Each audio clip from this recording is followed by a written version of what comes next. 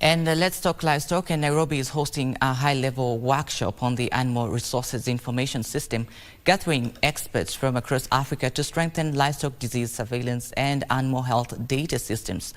Officials from African Union InterAfrican Bureau for Animal Resources, World Organization for Animal Health, and the European Union have underscored how reliable data is critical for effective livestock planning and disease control. We know that good decisions are not based on impressions, they are based on evidence, and therefore we have to provide evidence from data that is accurate, complete, harmonized, and effectively used. Early detection, which in this case and outbreaks of diseases, protection of human health, disease detection also go in tandem with improved animal productivity.